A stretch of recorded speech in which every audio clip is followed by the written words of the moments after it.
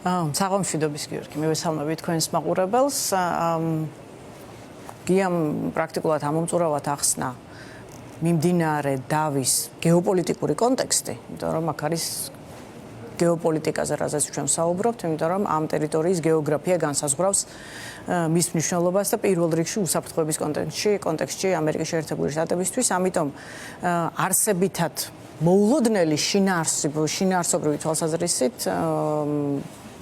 ტრამპის მიერ აქამდეც და დღესაც გაცხადებულ მოტივაციაში სიახლე არ ყოფილა, რაც მეტად სადაოა და რაც თქვათ ევროპელ ლიდერებში განაწყენებას თუ სიფრთხილეს იწვევს არის ფორმები. კანადაც, ავსტრალიაც პარტნიორებში, კი ბატონო, არის ფორმები და არის ტრამპის მიერ არჩეული საერთაშორისო ურთიერთობების თუ მოლაპარაკების განსხვავებული ფორმა, ვიდრე აქამდე ვთქვათ, ნაჩვევი იყო პარტნიორებს შორის კომუნიკაციისას. საერთაშორისო ურთიერთობები წარიმართება სხვადასხვა გზით. ერთი არის, რასაც ქვია, ალიანსებს შორის კომუნიკაცია, დიალოგი, მოლაპარაკება და დიპლომატიური ფორმები და მეორე არის, ვთქვათ, ძალისმიერი პოზიციიდან იძულებისენით და მუქარისენით საუბარი. ორივე მისაღები და დაშვებული და ვთქვათ, აპრობირებული ფორმა უბრალოდ დღეს ეს მეტად ურსჭრის, იმიტომ რომ ტრადიციულ მოკავშირეებად განიხილებოდნენ სწორედ ევროპის კავშირი, ამერიკის შეერთებული შტატები, კანადა, ბრიტანეთი და საერთო უსაფრთხოების კონტექსტში, მათ შორის ევროპული და ამერიკის შეერთებული შტატების უსაფრთხოება საერთო გამოწვევად აღიქმებოდა და ამიტომ არის ცოტათი მოულოდნელი ყველასთვის ის, რაც ბოლო 1 წლის განმავლობაში ხდება. ერთის მხრივ ტარიფების ომი, მეორეს მხრივ ამერიკის შეერთებული შტატების პრეზიდენტის მხრიდან განსხვავებული ვერბალური რიტორიკა, რომელსაც თქვათ დასავლეთი ისმენს. ეხლა საფრთხილო ეს არის კიდევ ერთხელ ვამბობ, არა იმიტომ რომ შინაარსი არის განსხვავებული, შინაარსი სრულიად გასაგებია და მათ შორის გასაგებია ისიც, რომ ევროპის კავშირი დღევანდელი მოცემულობით და პირველ რიგში ამ შემთხვევაში კონკრეტულად დანია, მათ არ შესწევთ უნარი, რომ დამოუკიდებლად უზრუნველყონ იმ უსაფრთხოების გამოწვევებზე დამოუკიდებლად პასუხი, რაზეც ამ შემთხვევაში ვაშინგტონში არის საუბარი. მიმდინარე, კი ამახსენა, ჩინურ-რუსული მზარდი ინტერესებიდან გამომდინარე, რომელიც გრენლანდიას თან ახლავს.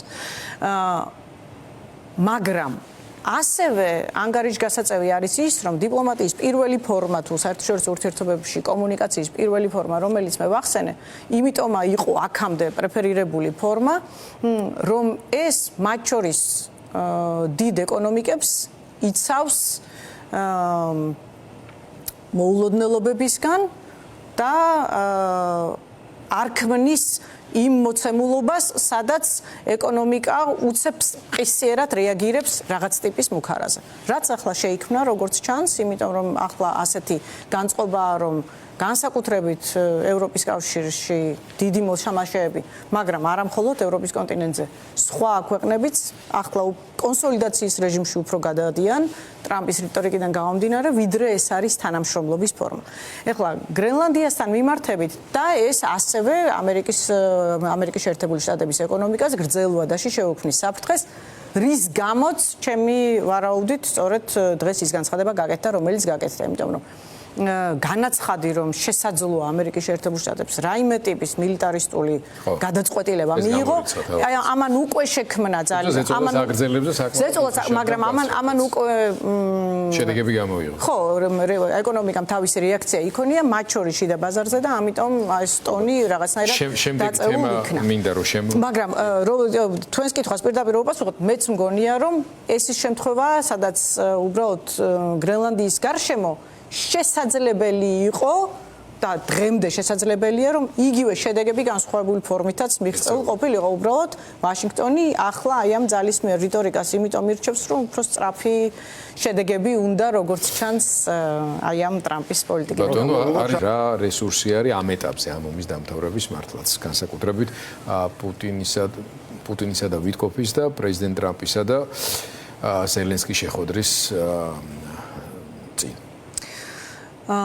ხო, მე მგონია რომ განსაკუთრებით დიდი მოლოდინებით ამ ეტაპზე არ უნდა ვიყოთ და ამოვიდეთ როგორც ჩვენ თქვი გიორგი რეალისტური სურათიდან. პირველი ის რომ ამ წუთისთვის პრეზიდენტ ზელენსკიმ სამართლიანად აღნიშნა რომ ყურადღების გადატანა ხდება, ბუნებრივია, მათ შორის ევროპელი მოთამაშეების ყურადღება ახლა გარკვეულწილად გადასროლილია, იმიტომ რომ სიმძიმის ცენტრმა სხვაგან გადაინაცვლა ეს ერთი, რაც არ არის უკრაინისთვის კარგი.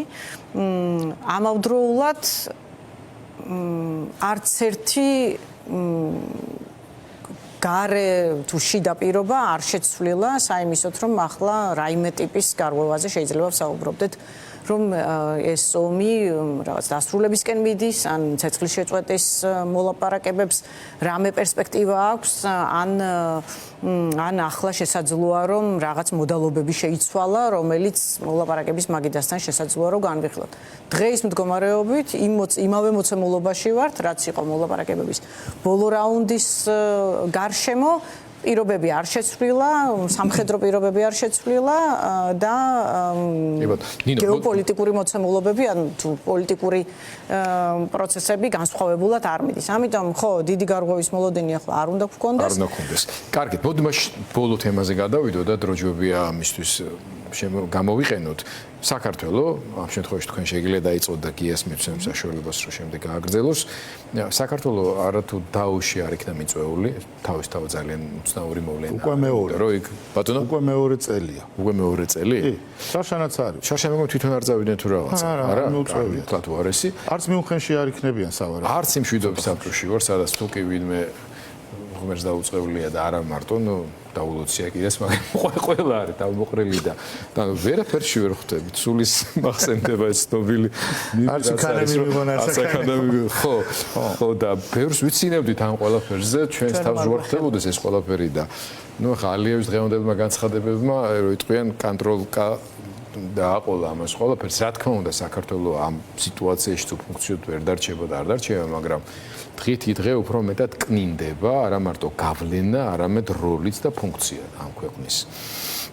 შეუძლებელია ამას უყუროთ მშვიდად, მაგრამ მაინც ძალიან მართლა საინტერესო არის რანაირად ხდება ესე რომ საერთოდ ყველანაირი ფორმატიდან ამოვარდნილები ვართ. აი შემთხვევით ხო შეიძლებოდა სადღაც მაინც რომ მოვხედრილიყავით. რაზე მეტყველებს ეს რომ ესე სისტემურად დასავლური სისტემა, რაც არ უნდა შეგინი წინააღმდეგობები გქონდეთ, გამოდის რომ საქართველოს ამ რეჟიმთან მიმართებაში ერთი აზრისანი არიან და ერთად მოქმედებენ, ანუ ამაში არიან კოორდინირებულები? კი, მე ვფიქრობ, რომ ამ საკითხში ნამდვილად ერთიანი პოზიცია არსებობს და ის რომ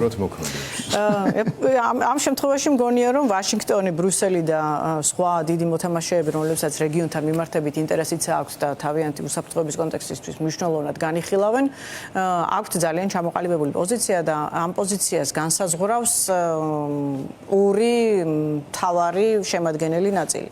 პირველი ის რომ რეგიონი მათთვის არის მნიშვნელოვანი, ანუ მათ არ აქვთ არც იმის ფუფუნება და არც იმის ინტერესი რომ უგულებელყოფა მოახდინონ რეგიონში მიმდინარე მოვლენების და შესაბამისად იმის რაც საქართველოში ხდება. ამავდროულად ისინი ივანიშვილის რეჟიმს მართალია ბევრი წელი დასჭირდათ ამისთვის, მაგრამ დღეს როგორც დამოუკიდებელ მოთამაშეს არ განიხილავენ. ანუ ისინი იმისთვის რომ საქართველოს სადმე იყოს საქართველოს უნდა ყავდეს წარმომადგენლობა, რომელსაც სადღაც თუნდაც თავისი პოზიცია არასასურველი, მაგრამ რამე ფორმით ეთქვის. მეტნეკლების სუბიექტურობა მაინც უნდა გააჩნდეს. ხო, მას რაღაც ტიპის სუვერენიტეტი უნდა ქონდეს, ანუ მას უნდა ქონდეს რაღაც ტიპის უფლებამოსილება, რომ დამოუკიდებლად იღებდეს თუნდაც საერთაშორისო ურთიერთობებში რაღაც ტიპის გადაწყვეტილებას. ისინი უყურებენ უკვე ქვეყანას, აღარ არის ამ გადაწყვეტილებების მიმართულებით. კი, დიდწილად ივანიშვილს ისინი როგორც დამოუკიდებელ მოთამაშედ არ განიხილავენ. სამწუხაროდ განიხილავენ როგორც მოსკოვის კონტროლ ქვეშ მყოფ ერთეულს და საქართველოსთან მიმართებით თუ რამე ტიპის მოლაპარაკება თუ საკითხების გადაჭრას საჭიროებენ დიდი მოთამაშეები, მაშინ ამას ისინი პუტინთან გაარკვევდნენ და არა ივანიშვილთან. ეხლა ეს რა თქმა უნდა ურთიერთკავშირშია იმ რეგიონულ პოლიტიკასთან, რომელიც დასავლეთმა საქართველოსთან მიმართებით შეიმუშავა და რეგიონთან მიმართებით შეიმუშავა. მათ ამ ეტაპზე როგორ ჩანს, მიიღეს გადაწყვეტილება, რომ ვინაიდან საქართველოს ამ წუთას საურთიერთოდ ძალიან რთული ერთეულია, მათ დროებით საქართველოს თემა გაყინეს და მიიღეს გადაწყვეტილება, რომ რეგიონული პოლიტიკა აწარმოონ საქართველოს გვერდისავლით.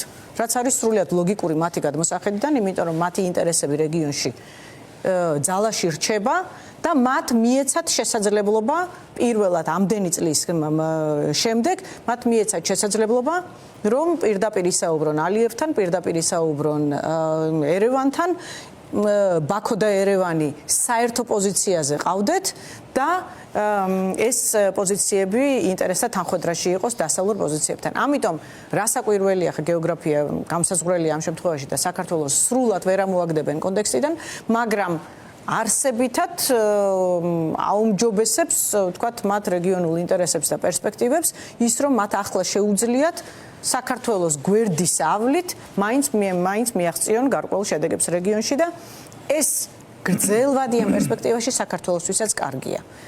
დღეს საქართველოს ამ პროცესებში არ მონაწილეობს, რასაკვირველია ეს ვნებს მოკლევადიან ინტერესებს ქართული სახელმწიფოსი, მაგრამ გრძელვადაში ეს მაინც ნიშნავს იმას, რომ ადრე თუ გვიან თბილისს მოუწევს დაემორჩილოს საერთაშორისო კონტექსტს, მას შემდეგ რაც სომხეთი და აზერბაიჯანი იმედია სამშვიდობო ფონს გავლენ, გულისხმობ, რომ რუსეთისგან სრულ დამოუკიდებლობას მოიპოვებენ და დასავლურ ალიანსებში გაიღრმავებენ შესაძლებლობა.